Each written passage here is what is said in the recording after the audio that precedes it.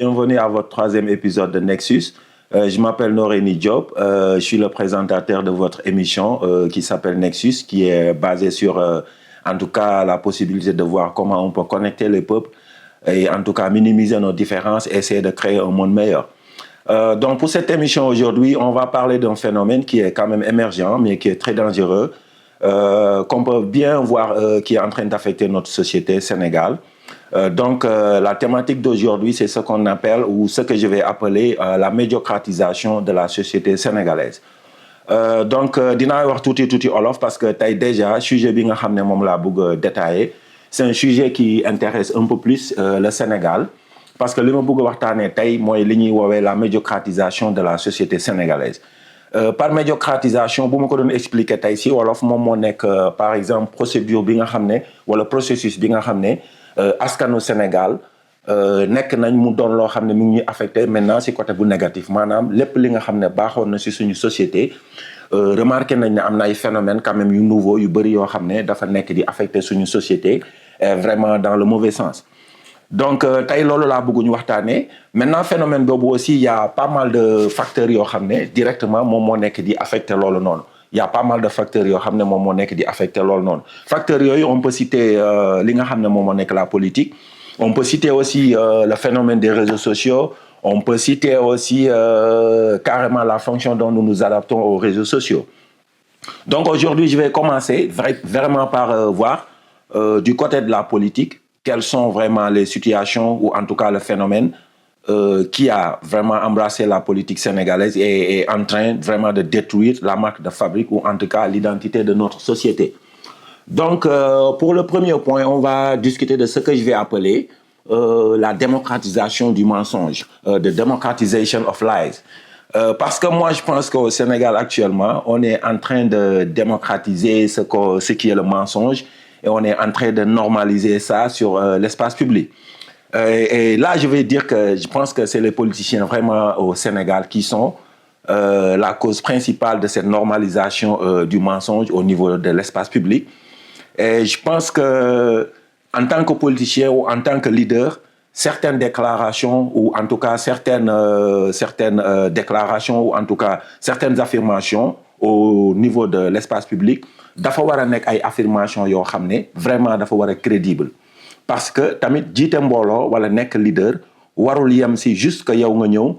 di joxe ay phénomène wala en tout cas ngay def ay déclaration yoo xam ne yow en tant que leader déclaration yooyu yow vérifié woo ko.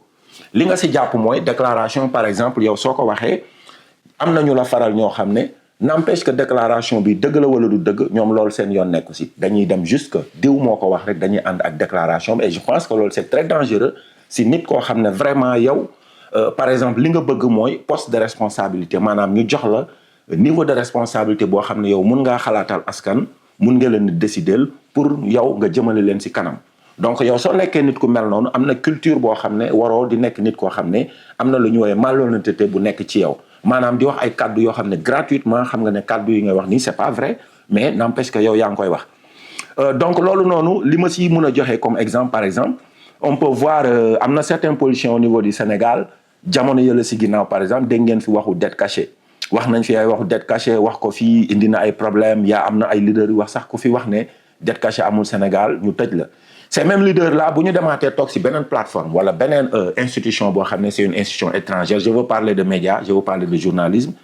ñu invité la yow nga dem toog foofu on te pose la même question là directement yow nga bëgg leen affirmer honnêtement que man quand je parlais de ces choses j'avais pas vraiment les leviers ou en tout cas j'avais pas tous les contours réunis pour ma mun a joxe information boobu alors que yow y a des millions de personnes yoo xam ne nekk nañ sa ginnaaw continuer di défendre affaire boobu parce que yow juste yaa joxe affirmation boobu.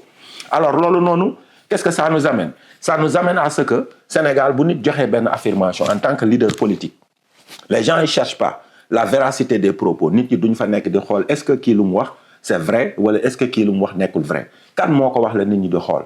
ki ko wax bu fekkee ñun ñoo ànd loolu dëgg la ki ko wax bu fekkee ànduñu loolu mu wax mu du dëgg loolu lan la ñuy yóbbee ce qu'on appelle la polarisation de la société parce que tamit dëkk am na foo xam ne bu fa tollee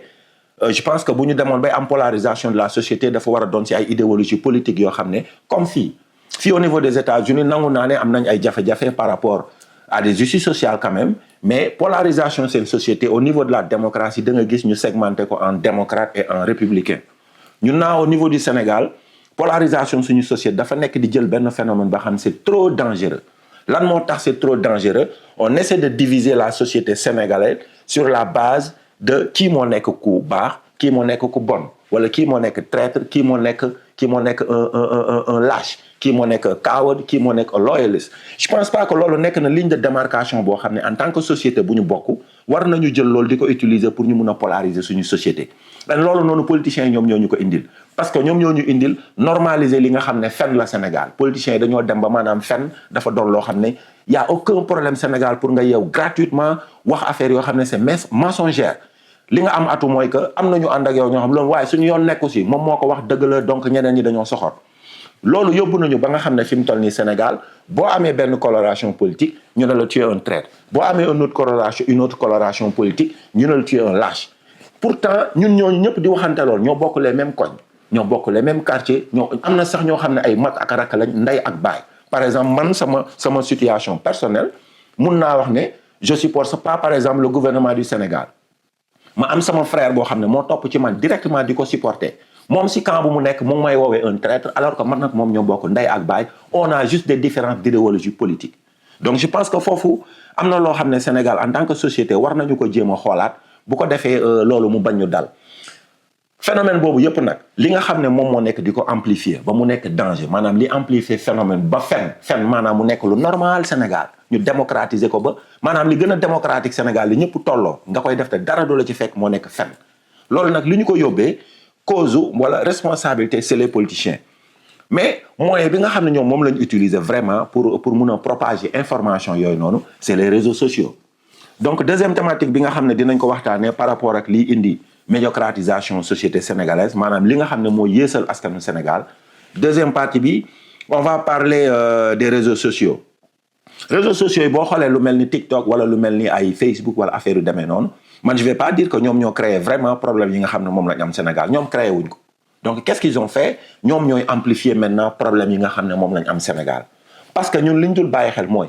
que réseaux sociaux yi ñëw na indi na liberté d'expression indil nañu démocratie indil nañu possibilité nit ku nekk nga mun a am sa audience wala nga mun a wax c'est une chose mais il faut ñu comprendre beneen chose bi mooy que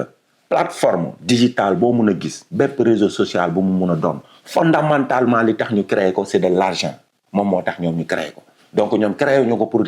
jàppale les peuples ñu libéré wu créé wuñ ko pour jàppale les peuples ñu émancipé wu dañu ko créé fondamentalement pour am xaalis donc ñi nga xam ne ñoom ñoo créé moo xam Facebook la moo xam TikTok la bu mu si mun a doon li nga xam ne moo nekk seen première liggéey mooy c'est de l'argent comment ñoom la ñu mun a faire de l'argent mooy c'est de l'attention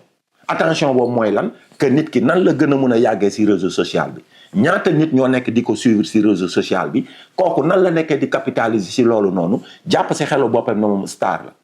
jàpp si xelu boppam ne moom c'est un intelligent jàpp si xelu boppam ne sax moom expert la dans tel domaine alors que loolu c'est juste virtuel réseau social bi moom moo la may benn marque de vue boo xam ne yow boo sukkandikoo si loolu da nga yaakaar tu es quelqu'un réseau social bi loolu la soxla attention boobu la soxla pour mu mun a jàllale advertisement am parce que loolu nit ñi gën a yàgg si réseau social bi boo defee TikTok 1 heure de temps wala nga def Facebook 2 heures de temps di surfer di nga gis ne moment bi nga surfer yépp dinañ la wan ay vidéo yu bëri yoo xam ne après dina am ay publicité yu ñu incorporé si diggante bi publicité yooyu noonu moom moo nekk xaalis bi nga xam ne moom la réseaux sociaux yi di am maintenant cas au Sénégal lan moo tax mu jafe mu xaw a dangereux mooy que c'est pas nécessairement mauvais nit ñi nekk si réseaux sociaux yi c'est pas nécessairement mauvais nit ñi yendu TikTok wala Facebook wala quoi que ce soit dafa def ay affaires li dangereux mooy ñun lan lañu privilégié ci réseaux sociaux yi lan lañu fa jox importance et quoi on ne donne pas d'importance sur les réseaux sociaux et on peut voir nettement ma joxe ñaari exemple tey jii un jeune sénégalais intellectuel boo xam ne am na diplôme en agronomie mooy ñi jàng wàllu mbay jeune sénégalais boo xam ne am na tey diplôme en agronomie defar projet bu rafet a rafet ñëwoon tey ci réseau social TikTok di def ay live bugg a expliquer dimension économie agricole bu Sénégal nan lañ ci war a mun a en tout cas defee ay jàngat wala en tout cas def ci ay liggéey yoo xam ne mun na koo jëmale ci kanam kooku noonu c'est sûr que bu defoon live TikTok 2 heures de temps du am lépp 25 personnes yoo xam ne nañ fa toog xool live bi pour la plupart du temps nit ñi bu ñu ne clic dégg mu wax waxu xam-xamul lu kenn xamul dañuy passé. nga jël l'exemple de quelqu'un boo xam ne yeewu na ñëw mu bëgg jàpp Moustapha ne dafay ñëw TikTok da koy dénigrer que Moustapha mook jabaram ils ont eu tel problème que jabaram dafa def xaw ma lan que voilà Moustapha ak lu kenn xamul kooku noonu mun na passer 2 heures de temps si TikTok boo xam ne 100 000 personnes mun nañ fa nekk di xool li nga xam ne moom la nekk di wax si TikTok bi. alors que loolu mun wax noonu di def yëpp dara nekk si lu baax dafa nekk di def lan di dénigrer ay problème u jàmbur. Je pense pas que loolu c'est une solution boo xam ne dans le long terme dina jàppale société sénégalaise. Je peux donner un autre exemple. Tu peux voir un professeur de mathématiques au niveau du Sénégal boo xam ne tey bu ne woon moom dafay def ay cours de vacances sur TikTok ne moom am na live pendant 2 heures de temps boo xam ne il va vraiment dispenser des cours en mathématiques pour aider les jeunes étudiants à vraiment renforcer leur capacité numérique wala leur capacité mathématique. Cette personne-là wala cet enseignant-là bu nekkoon TikTok c'est sûr que peu d'élèves ak peu de personnes ñoom ñooy dem foofu di xool li nga xam ne moom la koy def. nga jël l'exemple par exemple benn influenceur boo xam ne am na comment je peux trouver le mot benn frasque mooy maanaam benn jafe-jafe xew na. on prend bugguma di citer fii vraiment ay nit parce que voilà mais mun nañ jël exemple bu récent boo xam ne xew na fan yi passé moo nekk Fallou fait des vidéos par exemple. récemment gis nga que ne am na benn amalgame boo xam ne am na par rapport ak moom mu nekkoon Amérique jóge fii dem ñibbi qu'est-ce que les gens ont fait que influenceur la loolu jàpp na en tout cas l'attention nationale au niveau du Sénégal pendant 2 3 ba 4 ba 5 jours yoo xam ne saa yoo demee si réseaux sociaux yi lan nga fay fekk ñuy wax problème mu Fallou jóge na fii dem na fii jabaram wax na lii wax na lee. Je pense que réseau social boobu bu ñu ko bëggoon utiliser ñu jàppale Fallou du ñu fa nekk di xool pourquoi moom mu dem ñibbi est-ce que ñibbi na est-ce que ñibbi bi moom dafa perte foofu wala gagné si dara. Ce qu'on va essayer de comprendre mooy que Fallou c'est un jeune xale la jabaram boobu mais bi wax affaire yooyu tamit xale lañ xale des fois moom mooy def ay décisions mooy jël décisions yoo xam ne c'est pas des décisions mûrement réfléchies donc accompagnement la soxla que ñibbi Sénégal bi erreur la du erreur. li ñu nekk di def ci réseaux sociaux yi dénigrer la vie d'une personne la nekk di wax li nga xam ne c'est sa vie privée je pense que Fallou en tant que xale ak jabaram lu ñu mun di wax ci réseaux sociaux yi ñi leen mag bu ñu demee di def ay contributions par rapport à cette publication ce qu'il doit faire mooy encadrer leen calmer leen xamal leen peut-être que tu es un gamin moo tax que sa njóge Sénégal dem ci erreur la mais aussi fépp Amérique la fépp New York la au niveau du Sénégal boobu noonu soo góorgóorloo ci lii góorgóorlu ci lii mun nga avancer. Maintenant approche bi nga xam ne moom nga am ci TikTok par rapport ak je sais pas yan jeu ngay def est-ce que mënoo jéem a capitaliser ci benn thématique nga def sa bopp influenceur boo xam ne jeunes yi mel ni yow mun nga leen yee par rapport ak danger yi nekk ci paris sportif comme yow miin nga paris sportif loolu nit mënoon na xelal loolu Fallou ne ko Fallou jëlal sa plateforme bi essayel nga utiliser que ne paris sportif nit mun na am choix moom mu def ko mais que nga xamal jeunes yi toxicité bi nga xam ne nekk na ci addiction nga def paris sportif lan ak lan moo ci nekk maintenant nga jël ay exemples yoo xam ne xew na Sénégal par rapport ak nit yoo xam ne jox nañ leen place ñu dem ci paris sportif ba mu détruire seen life wala yu demee noonu mais les gens n'ont pas fait ça qu'est-ce qu'ils ont fait nekk fa di ay wax Fallou def na nii def na ne et pourtant loolu noonu da ngay gis que ne dafay am audience bu mag a mag Sénégal pas mal de personnes dinañu toog di xool audience boobu noonu alors que ça ne nous mène à rien en tant que société amul fenn foo xam ne dinañu fa jëmale donc bu jëmee ci réseaux sociaux ce qu'on va faire mooy wala ce qu'on doit faire mooy la vie privée des gens vraiment nañ ko bàyyi di ko yóbbu ci TikTok bi nit koo xam ne yéen a bokk koñ dara lu xew ci seen biir koñ est-ce que loolu soxla na millions de personnes nekk ci biir TikTok bi yëpp xam lan moo xewoon foofu wala c'était quoi votre problème je pense pas que on en a besoin de ça et de la façon li nga xam ne moom la situation bi di continuer di nga gis que ne bu yàggee li nga xam ne mooy marque de fabrique wala identité sociétale identité culturelle ñun en tant que Sénégalais dootuñu ko am parce que tamit suñu ay références culturelles yëpp ñoo ngi nangu plateforme yi réseaux sociaux ak ay personnes yoo xam ne soi-disant influenceurs ñoom ñoo nekk di détruire carrément marque de fabrique bi ñu am and ku nekk war nga vraiment jéem a waslu sa ak si loolu leneen li nga xam ne aussi je pense que réseaux sociaux yi mu ngi ñu koy indil comme jafe-jafe and boobu noonu moo si xaw a gën a dangereux mooy l'aliénation culturelle aliénation culturelle boo ko déggee mooy tubaab bi nga xamee ne ñoom ñoo fi nekkoon suñuy maam ñoom biñ ñu nootee noot bi ñu nootoon dafa am ci ay secteurs yu bëri yoo xam ne moom lay feeñ économiquement dañoo nootaange boo xam ne moo ñu topp ba léegi ba ñun suñu xaalis tudd CFA que ñoom lépp lu jëm suñu économie ñoom ñoo créé monnaie bi koy contrôler ñu noot ñu ci wàllu politique que lépp luy institution gouvernement nu dëkk di doxee ñoom ñoo ñuy créé lool ñoom ñoo koy doxal loolu moo nekkoon colonisation ñoom ñoo bind le droit ñoom ñoo créé la République du Sénégal créé institution yépp yi nga xam ne République du Sénégal soxla woon na ko di ko doxal aliénation bi gënoon a dangereuse te ba léegi moo gën a dangereuse te kenn mënul gis ne moo gën a dangereuse ba si suñu politiciens yi bu ñëwee lan la ñuy wax souveraineté économique souveraineté alimentaire souveraineté xaw ma lan ak lan ak lan gis nga souveraineté yi bi si gën a dangereuse c'est la souveraineté culturelle boobu noonu mooy kii tax nga xam yow ki nga doon doomu aadama boo mënul xam ki nga doon xam si li nga bokk ak lan la sëñ bi mënoo dem fenn comprendre qui tu es de là où tu viens ça veut pas dire que man séeréer là wala man olof là sama maam Diop la non je parle pas dans ce sens là je parle de la société Sénégal dans son entier li nga xam ne moom la ñuy wax une nation lan mooy une nation c'est le commun vouloir de vivre en commun mooy ay nit yu daje sur un territoire défini bu ñuy woowee état ñooñu noonu ñu am une histoire commune boo xam ne dañoo bëgg bokk loolu noonu mu doon seen marque d'identité ñu bokk dundandoo loolu olof yeeg séeréer yeeg képp ko yeewu si territoire Sénégal boobu ñu bokk histoire depuis ay empire du Jolof wala empire Mandeng ba fii nii ñun ñoo bokk culture boobu bokk société boobu donc man société boobu laay wax ne tubaab yi dañ kaa aliéné si ñun ba mënuñu xàmmee lan moo nekk sénégalais bi nga xamee ne nag colonisation jeex na on a pensé que am nañ atout que situation bi dina changer tel n'était pas le cas parce que lan moo tax tel n'était pas le cas da ngay gis que ne la culture moom moo doon li nga xam ne dafay évoluer à une dimension fulgurante yaa ngi wala à une vitesse fulgurante lan moo tax boo xoolee la politique c'est des institutions yoo xam ne ça évolue directement mais en fonction de comment la société évolue dans son ensemble l'économie suit le cours des marchés c'est un système d'autorégulation économie ay marché la moom mooy réguler boppam lan moo fi nekk la culture mooy tendance yi nga xam influence yi nga xam ne day jógee si dëkku jàmbur yi ñëw di affecté suñu dëkk yi réseaux sociaux yi nag ñun moom moo nekk li nga xam ne moo ñu yóbbu en tout cas danger bi gën a compliqué wala bi gën a métti ci loolu lan moo ko waral mooy que TikTok Facebook réseaux sociaux yëpp yi nga xam ne am na Sénégal amul si benn boo xam ne biir Sénégal lañ ko defaree ñi ko defar tamit bañ koy defar bàyyiwuñu xel askanu Sénégal que dëkk bii 95% de musulmans lañ 5% de chrétiens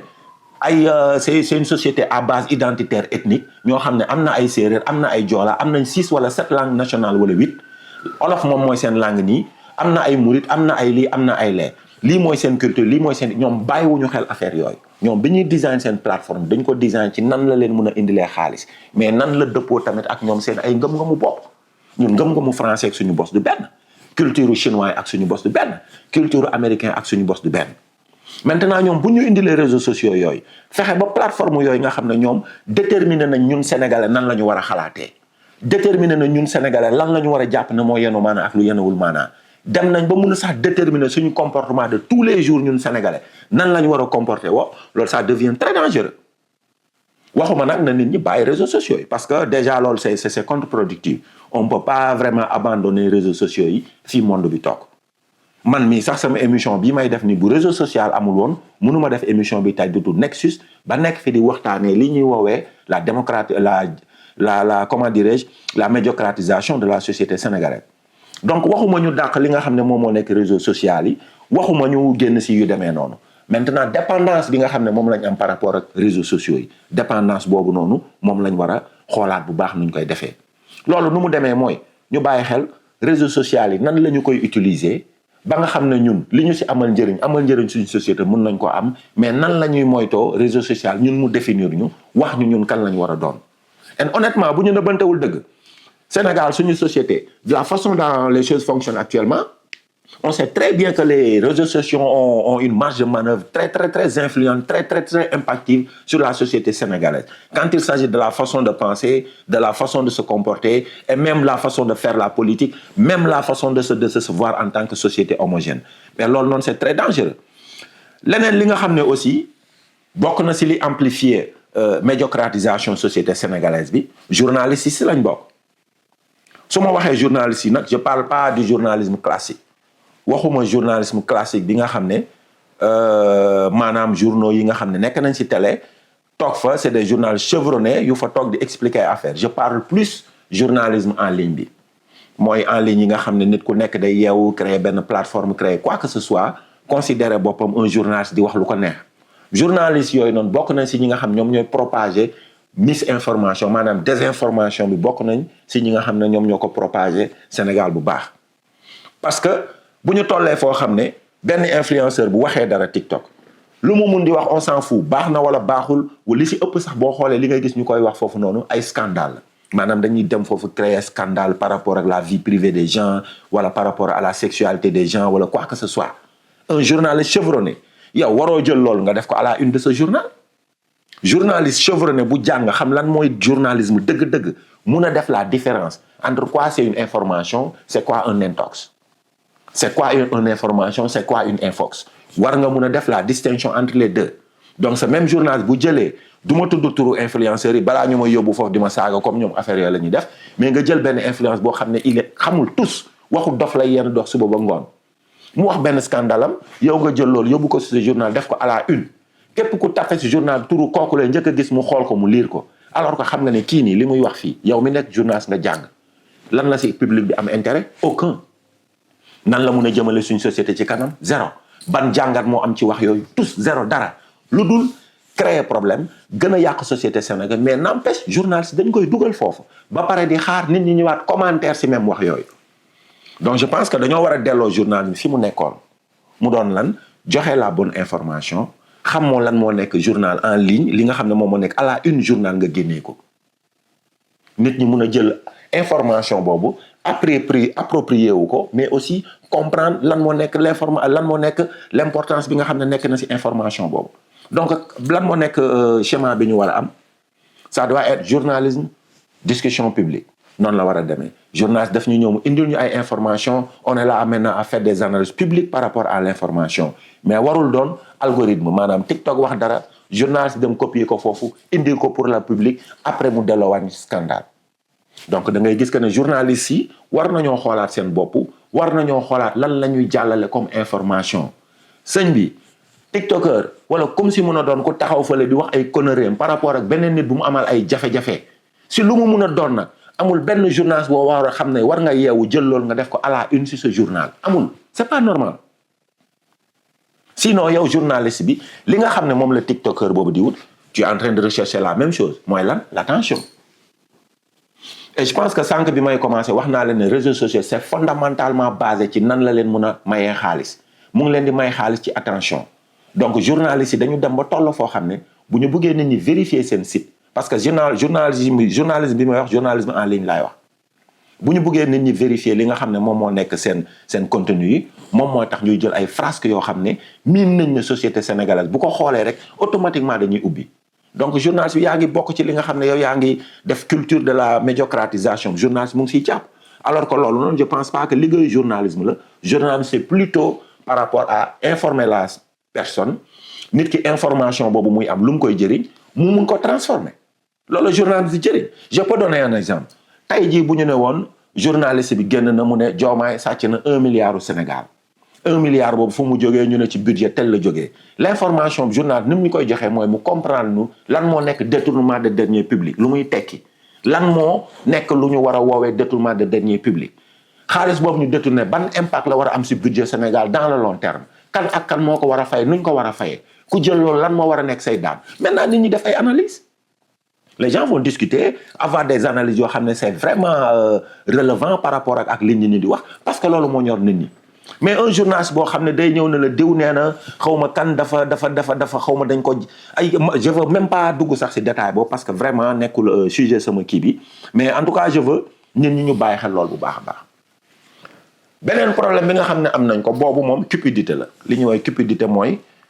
benn xeetu dof boo xam ne xëy na neexu la sax expliquer ci doomu aadama parce que la personne elle est là intelligente wala censée être intelligente mais mënul comprendre ce qui se passe loolu lan la c'est la modernisation ñun Sénégal dañoo am li nga xam ne moom la ñuy illusion par rapport ak modernité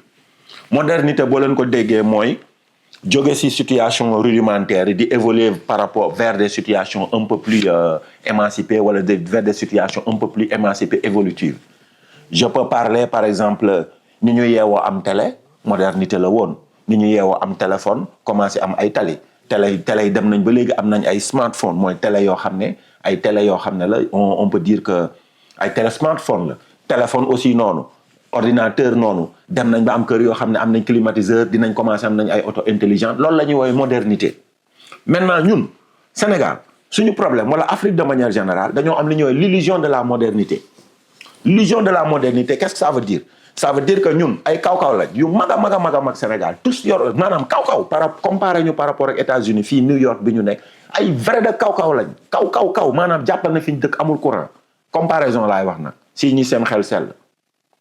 maintenant ñun dañuy bëgg New York am na TikTok New York lépp li nga xam ne am na New York noonu la waa New York di dundee waa France di dundee je sais pas dëkk yi nga xam ñoom ñoo créé réseaux sociaux yi di ñu balancer influence bi ñun ñu bëgg dund boobu comment ça on n'a pas les institutions yi nga xam ne moom moo tax ñoom ñu yegg fii ñu yegg tey ñun bu ñu amul institutions yi mënuñu yegg foofu c'est quoi le danger maintenant au niveau du Sénégal nit ñi dañoo jàpp ne boo amee smartphone mooy téléphone intelligent mooy iPhone yeeg yi xew nga xam ne mun nga interact ak téléphone directement Sénégalais lu mu jàpp mooy am naa smartphone am naa compte TikTok Facebook Instagram whatever man bokk naa maa ngi si monde bi fii ñoom non foofu la ñu juumee loolu noonu c'est des produits yoo xam ñoom dañ ñu koo jaay pour gën a am xaalis suñu kaw modernité dafa am lu mu laaj li mu laaj mooy dañuy bâtir des institutions yu solides yi ñuy bâtir pour ñu mun a am une société moderne sëñ bi nekkul si réseaux sociaux yi nekkul wax ju bëri fan lay njëkk a jaar jàng xam-xam donc ñun bu ñu buggee am une société moderne dañoo war a wax ci éducation war a wax ci recherche war a wax ci ay bibliothèque war a wax ci université war a wax journalisme indépendant maintenant war a wax ci culture science maanaam scientifique science ñu def loolu noonu xam-xam fullaal ko jox ko doole business competitive business ñu jël loolu tamit ñu farataal ko gouvernement bu effectif ñu farataal loolu ay loi yu dëgër yu am doole ak responsabilité civique ku si nekk si ñun jàpp ne dëkk bi maa ko moom lu fiy dox maa ko war a doxal donc ñun ni ñu bëgg a classer affaire yi demeewul noonu lan la ñu war a def ñun fi mu toll ni Sénégal on pense que bon yor naa sama téléphone lu xew France tey bu ñu yeewoo Sénégal yëg ko lu xew Japon bu ñu yeewoo fii yëg ko yëre bu nit ku nekk New York di sol mun naa ko sol fii ku jënd iPhone fële mun naa ko yor maintenant ana institution yi nga xam ne moom moo nekk créé pour ñun ñu mun a am société bu dëgër par rapport ak foofu loolu moo fa nekkul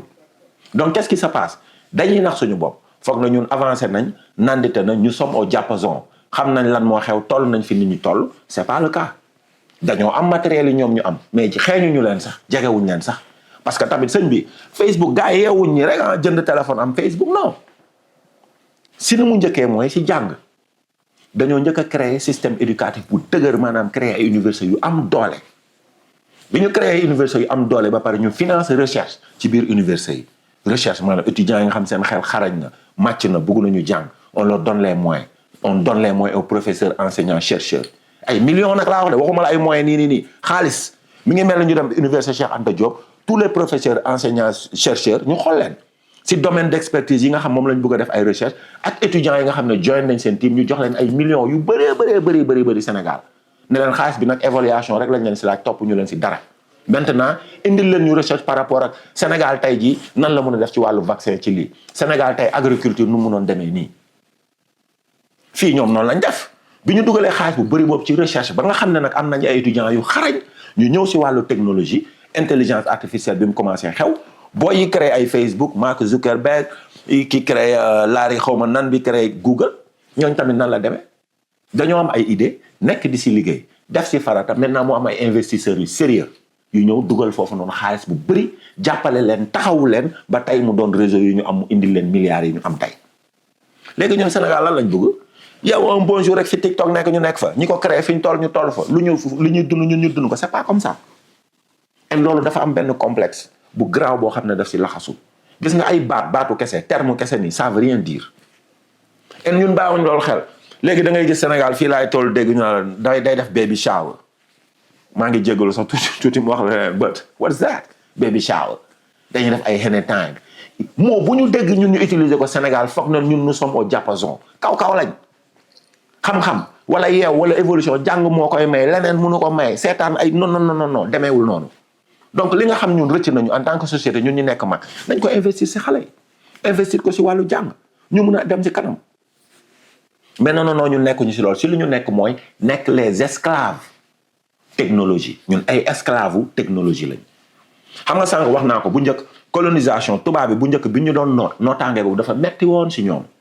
lan moo taxoon mu metti woon si ñoom biñ ñu waree noot ñoom dañuy obligé ñëw si suñu dëkk yi xamoon ngeen ne bu ngeen déggee tur yooyu ngeen di dégg Sénégal yëpp rue xaw ma lan ay pont Faidherbe bi fii ay rue xawma ku nit turu français yooyu ngeen fay dégg yëpp nan moo ko waral parce que jamono boobu noonu ñoom pour ñu noot ñu dañuy obligé ñu indi ñu ay administrateur yoo xam ne dañuy dëkk si biir dëkk bi comme ñun pour ñu mun ñu gouverner am fa armée am fa ay institution am fa gouvernement bi ñu demee ba nga xam ne nit ñi toll nañ si li ñuy woy les émancipations indépendance nii laa koy def entre guillemets indépendance bi parce que amaguñ ko ba léegi Afrique indépendant waguñ de bi ñu yeggee si les 1950 nangam jëm 60 yi ñoom ñu may ñu indépendance bi ñu amee suñu indépendance foofu la maintenant forme de domination bi dafa changé colonisation jeexul parce que yéen a ngi dégg nit ñi di wax ba léegi néocolonialisme mooy tekki lan mooy moyens yi nga xam ne léegi tubaab bi dañ koy utiliser yoo xam ne yoon du leen ko tere parce que c'est des moyens subtils li ci ëpp c'est invisible doo ko gis mais ça affecte système yi nga xam ne moom la Afrique am en termes de gouvernance ba nga xam ñoom mun nañoo continuer di ñu noot léegi nag atu bi nga xam ñoom lañ mun gën a am mu gën a yomb si ñoom moo nekk réseaux sociaux yi ñun dañoo dem ba toll foo xam ne ñun Afrique instrument réseaux sociaux maanaam produit la ñun société sénégalaise wala Afrique ay produit lañ réseaux sociaux yi nan la ñu nekkee produit réseaux sociaux yi influenceurs yi nekk Sénégal mais soyons sérieux tuuti gars yi soyons sérieux vraiment soyons sérieux gis nga maa ngi seetaan fii benn fi mu démb ma dégg si benn terme bu am solo waa ji nee na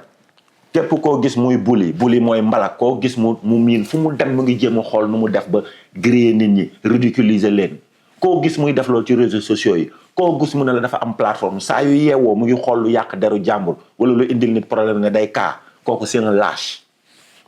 bu mu leen wax lu mu leen metti bu mu leen def lu mu leen metti garaawul nag waa àdduna yëpp xam seen problème mais kooku moom moo nekk un lâche moom si boppam c'est pas le problème bi mooy nit kooku nekk lâche capacité influence maintenant bi mu war a mun a am si société sénégalaise ba mun a shape the way people behave ba mun a shape the way people think ba mun a moom si boppam mu affect the way people see themselves that's the danger foofu la danger bi nekk nan la fa nekkee sëñ bi ku tekkiwul dara kooku warul wax ni ñun société war a doxee ku tekkiwul dara waruñu wax nu àdduna war a doxee mais ku tekkiwul dara mënul passé kuy toog publiquement ngay wax ñëpp di la dégg te amoo benn matière dara benn expertise par rapport ak benn situation mënoo ko expliquer lu dul ay yàq deru jàmbur tous les jours ñoom duñu problème comme j'ai dit problème mooy ñi leen di xool ñun ñii di leen seetaan tous les jours ñun ñoo nekk le danger. gis nga sometimes cours sociologie gars yi dañ lay wax ne la boo amee compte TikTok wala nga am compte Facebook yow par rapport ak da ngay gis que ne boo ubbee kii bi boo ubbee sa account bu beesee li ñuy woowee terms and conditions dinañ la defal foofu ay feuilles yu bëri ne la voilà lii moo nekk termes et conditions yi nga xam ne moom moo ñu relier ak yow en tant que contrat déjà ñoom ñu ngi lay wan comment tu es une personne indépendante comment tu es une personne qui agit par elle-même comment tu es une personne boo xam ne yow yaa jëlal sa bopp si yëpp décision nga am sa compte Facebook commencé di ko utiliser yow sa bopp tu penses que yow yaa moom sa compte yow yaa koy organiser yow yaa ko yor soo yeewul sax da ngay foog yow client Facebook nga wala client Google nga foofu la ñu nelawee ñu nekkuñu ay client Google nekkuñu client Facebook seen ay produits la ñu ñuy jaay ñun seen ay produits lu ñuy jaay gis nga temps boo perte si TikTok bi di ko xool benn affaire ku si nekk si yéen mën nga ko vérifier jarul jàng loolu moo tudd algorithme ay termes mathématiques la mais déjà ordinateur bi noonu lañ ko programmer pour mu mun a xool nit ki nan la koy traîner ba mun a utiliser xelam concentré ko si nit ki bëgg tey booy dem TikTok di fa xool football 2 fois 3 fois algorithme football rek la lay xel di wan leneen loo fa xool loolu la lay xel di wan donc ñun ñi nga xam ñoom ñoo nekk société sénégalaise pour mu képp attention ñenn affaire yi moo tax algorithme bu gisee ne sa origine laal na Sénégal mu lay wan content yoo xam ne sénégalais yi ñoo koy def mais content yu amul benn njëriñ qu'est-ce que tu vas penser dans ta tête que content yi comme TikTok mu ngi koy push di ko push muy ñëw moom mooy content yi nga xam moom moo trending alors que trending boobu noonu moom moo nekk danger bi donc problème bi lan la suñu capacité à vraiment ñu mën a distinguer entre l'information ak propagande suñu capacité à ce que ñu mën a distinguer entre li nga xam ne moom mooy opinion ak xam-xam maanaam connaissance foofu vraiment ñun ñuy mën a def distinction entre nit ki nga xam ne wax sa xalaat ak wax xam-xam du benn xalaat ñëpp ko am ñëpp am xalaat nag xalaat moom jarul xëy école jarul jàng jarul tous xalaat rek la xalaat la waaw cogito ergo sum loolu la philosophie wax je pense donc je suis nekk doomu aadama mi ngi njëkkee ci mën a xalaat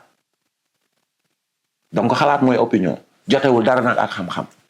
Sénégal nag suñu jafe-jafe mooy mënuñu def la différence entre l'opinion et la connaissance borom opinion yi ñoom ñoo ñëw positionner seen bopp ci connaissance di wax rek nag di wax rek tous les jours ñu leen di déglu danger boobu la ñu am et loolu noonu lu mu ñu yóbbee mooy tubaab bi ñoom dañoo defaat ay esclave mais ci beneen anam esclavage boo xam ne jarul ñu ñuy dugal ci ay boto di fay xaalis dañu indi fii jarul ñuy ñëw foofu jarul ñu ci ñàkk seen bakkan jarul dara esclavage boo xam ne juste ci influence lañ ko jaarale facilement et simplement donc boo xoolee problème yi ma fi expliqué mu jëm si wàllu politiciens yi nga xam ne normalisé nañ fen Sénégal ba nga xam ne fen ak wax dëgg on s'en fout du dara Sénégal fi mu toll nii ki nga faral moo am solo bu ko Diomaye waxee waa parti bu bees boobu xaw ma kiiraay xaw ma everything alright fine bu ko Sonko waxee Pastef ak ñu mu àndal everything ok loolu moo nekkul yoon la vérité c'est la vérité ça n'a rien à foutre ak dafa bleu wala dafa marron wala dafa Pastef wala dafa patriote loolu c'est pas la vérité c'est la vérité jotewul dara ak ku ko wax ak fu mu dëkk ak ban parti la far donc ñun société en tant que société sénégalaise suñu première affaire lenn la mooy comment la ñu mën a xool mooy ñu comprendre que ne man sénégalais laa si dëkk bi laa bokk société bi ñun ñëpp ñoo ko bokk donte kii nii moom moo ma jiite mais bu waxee loo xam ne yanuwul maanaa wala loo xam ne lu ñu war a vérifier la wala loo xam ne moom carrément c'est crypto personnel man en tant que sénégalais donte damaa bokk foofu dama kaa war a wax man de personnellement parti politique bi ma bokkoon loolu moo ma fa jëlee wax sama xalaat maanaam wax carrément comment je pense les choses moom moo ma fa jëlee et je pense que loolu sénégalais bu nekk da ngaa war a def noonu bu la jaralee nga risquer sa carrière defal loolu parce que tamit sa conscience dina tranquille mais aussi di nga xam ne boo baawul Sénégal benn legacy tamit si sa biir xel li nga xam ne mënoon nga ko pour société Sénégal jëm si kanam yow def nga ko.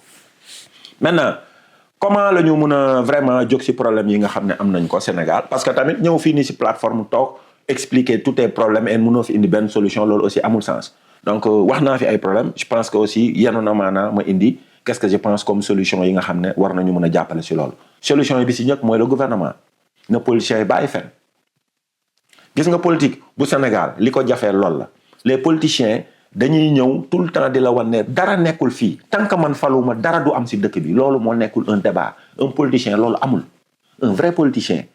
li fi jot a nekk am na ko fi góorgóorlu ñu def ko ànd na woon ak tuuti corruption leb nañ bor yokku ko def nañ lii mais gis nañ ay tali mu nekk fa gis nañ hôpitaux yu bees gis nañ lii donc ñun dañuy ñëw ñu continuer loolu maintenant comment la ñuy continuer loolu xaalis yooyu bu ñu koy jëli si investisseurs yi dinañ fexe ba lépp mu dugg si biir chantier yi dara mu bañ si dem si corruption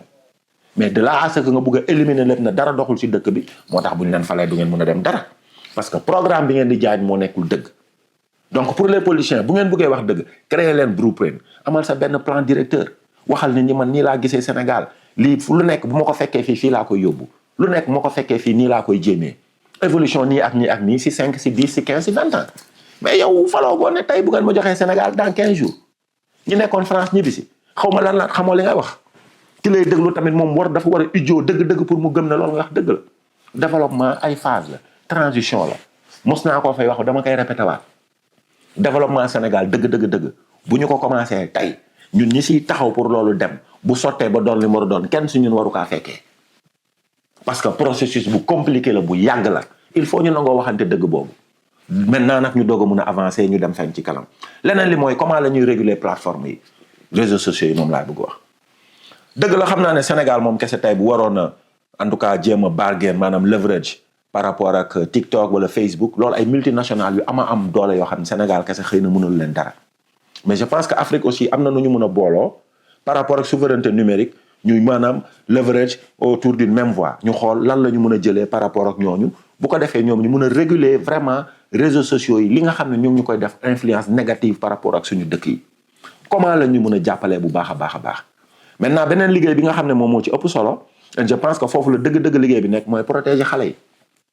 parce que ñun ñu nekk mag mel ni man ba pare ñi si étourdi dof ba pare moom neexatuñoo defar et neex naa gis ci réseaux sociaux yi boo leen xoolee suba ba ngoon lu ñuy bind mun ngaa gis comment la ñu nekkee une société idiote actuellement rectifier le tir il y va de vraiment xool xale yu ndaw yi comment lañ leen di encadrer par rapport ak réseaux sociaux yi par rapport ak affaires yi ñu fay gis par rapport ak yu demee noonu loolu fu muy xewee ci biir école bi et nag bu ma leen nëbbul dëgg bu caaxaan passé ba dëgg des développement Afrique ak bu Sénégal si jàng lay jaar si éducation mënul jaar feneen du pétrole du gaz du mine du xawma zircon xawma yooyu fi gars yi wax yëpp ay caaxaan la développement si jàng lay jaar jàng kese. Donc ñun right now au niveau du Sénégal si vraiment bëgg nañ la situation évoluer processus long terme bi ñu mën a jëmale si kanam si njàng mi la nekk. njàng bi nu mu ko war a utiliser mooy xale yi parce que wax naa leen sànq ne leen comment dirais-je réseaux sociaux et plateformes yi ay algorithme la donc dafa am noo xam ne moom la algorithme yi di fonctionner pour xool lan moo intéressé nit ki lan la bëgg gis pour mu wan ko donc xale yi ñun si lan lañ leen war a yar mooy dañu war a fexe ba bu xale yi rombee entrée en sixième buñ ko xesee ba am rek ñu mun a comprendre nan la algorithme di fonctionner. algorithme mooy nan la réseaux sociaux di utiliser seen computer seen ordinateur yu mag yooyu pour vraiment influencer ñu par rapport ak lan moo ñu neex ci internet bi ak lan lañ war a xool. war nañ mun a fexe xale yi déjà bu ñu nekkee secondaire xale yi mun a commencer comprendre nan la désinformation nan lay wasaare woo ci réew. information yoo xam ne baaxul nekkul dëgg nan lay wasaare woo nan lay tasaaroo ci réew. xale yi war nañ leen a commencer jàngal intelligence artificielle xoolal léegi politiciens sénégalais yi ak àdduna bi sax laay wax ku yeewu Sénégal rek mun na la dessiner léegi benn projet defaral lay affaire boole ko logo am boole ko carte de membre designer affaire am toog parce que intelligence artificielle ça veut dire artificielle du dëgg. donc ñun loolu nan lañ ko bëgg a créer loolu mënul nekk xale yi dañ leen a war a mun a jàngal ñu comprendre image yu ñu manipuler image yoo xam ne AI maanaam intelligence artificielle moo ko defar xale yi dañoo war a mun a fexe ñu xàmmee loolu. war nañu mën a fexe aussi xale yi dès le bas âge maanaam depuis secondaire bu ñu mën a vérifier information source bi fi mu jógee information bu jógee Facebook la information bu journaliste wax la wala information bu expert joxe loolu war na ci yar xale yi. war nañ leen jàngal aussi publicité parce que publicité aussi nit ñu bëri dañuy gis rek affaire di jàll ci télé bi comprendre ñu publicité ban effet la am ci nit publicité dafa am effet psychologique bu grave ci nit. parce que moom mooy tax mu changer sa comportement ba tey nga gis ñuy publicité meew di ko gis ba un bon jour nga ne xaaral ma dem ñam meew bi ñuy publicité. xale yi aussi war nañ leen a jàngal publicité nan lay influencer comportement nit ki war nañ leen jàngal aussi information personnelle bi nga xam ne yow am nga ko nan nga ko mën a utiliser ci réseaux sociaux yi. je pense que si loolu noonu buñ ci doxee ñu ngi jàppale xale yi si leneen li nga xam ne dox war nañ see dox tamit mooy fii nii mun nga ko gis. di nga gis par exemple ñun suñu xale bu ñuy jàng école si en termes d'absorption de connaissance ñun ñoo leen ëpp facilité ñun ñu absorber connaissance yu bëri from mathematics to French to yeneen language to other social domain like geography history sociology you name it ñun ñoo leen ëpp facilité emmagasiner affaire yëpp suñu bopp. mais man seetlu naa fii seen xale yi ñoom ñoo ñu ëpp facilité expertiser aussi benn affaire mais aussi ñoom ñoo ñu ëpp facilité réflexion bu critique. ñun suñu xale yi duñu leen yar ci réflexion bu critique comprendre naa tuuti que il y va de notre éducation que li ñu la wax da nga koy def mais aussi dañoo war a commencer léegi nag di tàggat suñu xale yi parce que monde moo changé noonu. en defar Sénégal moom waxu mag ñi de ci xale yi rek la nekk donc xale yi lañu war a fexe jàngal leen lan moo nekk réflexion critique mooy xale bu ndaw mu ngi secondaire déjà 6e 5e mais bu gisee information dafa war a questionner information bi la véracité de l'information lii information bu baax la wala bu baaxul. xale yi dañ leen war a commencer leen jàngal école ñu commencer di vérifier entre les faits et les opinions. Between facts and opinions, people need to understand how to distinguish those two, especially when it comes to the kids, because xale yi ñoom la importance boobu amal donc ñoom war nañ leen mën a jàngal def la distinction entre opinion ak ay faits. war nañ leen mën a aussi jàngal def distinction entre évidence ak allégation. allégation mooy nit koo xam ne dafa ñëw rek tërërërër wax ay affaire am ak nit koo xam ne li muy wax am na firnde yu wóor yoo xam ne da koy dëggal ñëw ne li may wax mi ngi nii. correlation ak causation loolu tamit je pense que lu ñu leen war a jàngal la que lii nii bu xewee résultat bii la mun a indi résultat bi daa am rapport par rapport ak conséquence bële wala résultat bi dafa am rapport par rapport ak cause bi nii. loolu tamit je pense que doon na loo xam ne war nañ leen mun a jàngal war nañ leen see mun a jàppale bu baax a baax a baax mais si lu ñu war a gën a góorgóorlu mooy Sénégal intelligence dañoo war a fexe mu visible actuellement dañoo war a fexe loolu Sénégal. comment la ñuy fexe intelligence visible loolu liggéey gouvernement bi si li si ëpp réseaux sociaux yi gouvernement bi dafa war a am li ñuy ay rôle modèle société bu nekk dafa war a am ay personnes yoo xam ne c'est des modèles c'est des personnes de référence xale dafa bëgg loolu suñu danger nag Sénégal am na jamono yoo xam ne da ngay gis suñu personne de référence ñun c'était plus footballeurs yi jamono ñuy gën a nekk xale ñun c'était plus les joueurs de football les acteurs de film affaire yu demee noonu actuellement ñan ñoo nekk référence su xale yi influenceurs yi ñuy gis ci réseaux sociaux yi influenceur de fecckat influenceur de simbkat influenceur de taasukat influenceur de prieukat wala je sais pas quoi ñooñu la xale di jël comme influence maanaam ñooñu la xale di xool comme royukaay loolu baaxul. donc gouvernement Sénégal bi dafa war am loo xam ne dañ ci war a liggéey dañoo war a créer ay rôle modèle mooy xale yi dañoo war a dugg ci biir école yi xale yi di jàng concours général dëgg la baax na trop mais dafa dese am visibilité dañu war a fexe Sénégal xale yi fa dàq jàng ci anam yu mu doon ci matière yépp ñu leen di may leen visibilité mun a fexe xale yi jàpp ne mën jàng fu loolu dafa am njëriñ maanaam star la lay def fexe ba xale yi xam ne intelligence boroom xam-xam ci xale bu ndaw star nga war a doon ci école bi ci communauté bi nga dëkk ci koñ bi ni waa Argentine def Messi ak Barcelone noonu lañ war a def xale yu ndaw ci wàllu fexe ñoom ñu moytu influence bu bon bi donc il faut ñu am rôle modèle yooyu noonu bu ñu ko waree am mooy day am nit yoo xam ne c'est des professeurs c'est des experts yoo xam ne dañuy occuper réseaux sociaux yi mais di fa wax yu am njëriñ nag sëñ bi ci wàllu jàng ci wàllu xam-xam ci wàllu yar xale yi ci lu mu mën a doon mais ñu fexe ba aussi loolu mu am promotion bi mu war a am ba nga xam ne xale yi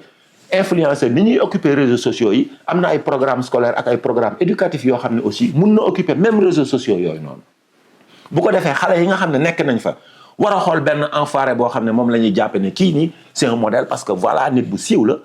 am na ay 5 millions de followers on TikTok bu doon def tey live léegi 2000 personnes nekk fa alors que kooku noonu nekkul di def lenn lu dul gën a yéesal société Sénégal dañoo war a am benn contrebalance boo xam ne xale boobu noonu du gisee kay comme star moom li muy gis mooy man tey jii bu ma fexe woon ba sama composition mathématique ma mun fa génne note 18 tey ma siiw Sénégal tey ñëpp xam ma ñu mun a am booy yoo xam ne mun na xam ne tey jii man fii nii balaa may am bac yàlla su ma mun a dimbali ba ma créer benn projet restructurer ko par rapport ak démographie si Sénégal wàllu population tey ma siiw ñëpp xam ma Sénégal xam ma si àdduna mais sëñ bi li nekk foofu si suñuy xale yoo xam ne tey jii tuuti taxaw waxuma sax taxaw bu bëri mais influence bu bon bi leen wër nii bu jóge woon si ñoom rek li mu mun a jural Sénégal kenn daa xam lu mu doon donc je pense que loolu noonu si lañ war a bàyyi xel jàppale xale yi bu baax a baax par rapport ak nan lañ leen mun a dimbalee ba nga xam ne loolu noonu jóge na fa leneen li nga xam ne nag moo fi nekk and je pense que si bii laay tëjee and moom ma si ëppal solo moom moo nekk leader politique yi nga xam ne nekk nañu Sénégal il faut leader politique yi nekk Sénégal vraiment ñoom ñu jël seen responsabilité ñu comprendre ne avoir un mandat c'est temporaire dans l'espace et dans le temps kenn du nekk président ba àdduna tukki kenn du fekkee Sénégal li koy defar ba mu fiy jóge donc ku si nekk si ñun diiru sa lifespan mooy sa diiru dund bi nga fi am lifespan bi nga fi am nan ngay contribuer si jëmalewu Sénégal kanam loolu moo am mais amul benn nit wala benn doomu aadama boo xam ne moom ci jëndam ci jamonoom moom ak ñi ko wër ñoom ñooy doxal Sénégal mu fexe loolu noonu mu sotti ci même moment demeewul noonu keneen kuy wax ne kooku tamit loolu muy wax baaxul moom leneen li mu fiy teg mooy contrecarrer kooku waxu fi lu baax donc si gàttal ñi ànd ak ñoom président wak ñi àndul ak ñoom ak ñeneen ñi féetee boor ba fële yépp il faut que ñu commencer si lenn li ñuy commencer mooy yéen bu ngeen buggee wax Sénégal un programme politique buy tax ñu fal leen bàyyi leen ñoo wax waxu dinaa wàññi ceeb wàññi diwlin ñu si bëri dépendrul si yéen seen gouvernement Sénégal mi ngi dépendre si cours mondiaux structure comme li ma wax sànq marché dafa am facteur mécanisme d'autorégulation marché yëpp loolu la am wax leen ñu nan ngeen di tàggatee suñu xale yi nan ngeen di taxawee si école bi nan ngeen di taxawee si wàllu njàng si wàllu yar nan la ñuy defee promotion xam-xam mu doon li nit ñi gën a nawlu Sénégal bugguma tudd communauté bugguma tudd ethnie mais mun naa joxe exemple c'est pas pour vraiment discriminer wala dara mais gis ngeen juif yi nii ñoom ci seen culture seen cosaan ak seen aada xam nga gis nañ ne àdduna ci wàllu xam-xam ci wàllu finance wàllu institution car macha allah foo dem fekk leen fa lépp ci àdduna ñoo ko téye ñoom ci seen cosaan dugg néegu góor si ñoom si dugg néegu góor maanaam initiation pour jóge case xale dem case des hommes si seen culture ñoom si jàng la ku mun lire mun bind fer ijji mën a nafar mën lépp maanaam si xam-xam kooku mooy mat nga góor moo feeñ si ñoom tey moo tax fu ngeen tourné non juif yi xaalis non foofu la commencé donc lu nekk daa am fondement daa am soubassement donc bu ñu buggee defar société sénégalaise bugg koo jëmale si kanam bugg cee dox bugg cee taxaw dëgg je pense que si éducation la nekk développement Sénégal ak bu Afrique si éducation la nekk si njàng premièrement bu ñu jëlee lépp lu ñu am ñu financé ko ci njàng ba pare fexe ba entre temps boobu noonu ñuy organiser njàng mi leneen la ci des yépp nag ci luñ ci mun a taxawoo nit ñi ci wàññi jëndu lekk bi yokk qualité doomu aadama loolu rek déjà bénéfice la mais développement moom ci njàng la nekk ak ci dindi li nga xam ne mooy normaliser ay fen dëkk mënul dox ci fen ñu normaliser ko ba fen garaawul ki ko wax moo am solo maanaam ki ko wax fu mu far loolu moo am solo loolu la ñu war a fexe mu jóge si suñu réew mi ñu fexe ba nga def loo xam ne képp koo xam ne sénégalais nga réew mi ñoo ko bokk lu ñu fa ñor yow nga boole sa bopp maintenant aussi fan nga jëlee information kan nga war a topp tout le monde est libre mais aussi ñu xam ne am na loo xam ne tant que ñun loolu la ñuy continuer di ko xool si internet di ko xool si réseaux sociaux yi def loolu ne moom moo doon référence en tant que société sénégalaise médiocratisation bi ñu nekk nii dafay gën a empirer de jour en jour et à un moment donné dootuñu am li nga xam ne mooy marque de fabrique bu nga xam ne moom la ñu woowee la société sénégalaise donc tey fii laa yemale sama débat bi j'ai parlé un peu plus en français parce que sujet bi ma doon wax aussi dafa intéresser plus le Sénégal et ma bëggoon ñu si bëri aussi ñu comprendre en tout cas content lan laa nekk di wax fii moo tax ma gën ko def olof ma leen di remercier by the way et di leen wax aussi ngeen suivre ma ci sama plateforme yëpp mu nekk TikTok mu nekk Facebook mu nekk Instagram aussi mu nekk benn chaîne YouTube boo xam ne am naa ko donc maa leen di remercier tout le monde et je vous donne rendez-vous pour la prochaine émission de Nexus et ça va se faire Inch'Allah le samedi prochain merci beaucoup et bonne soirée.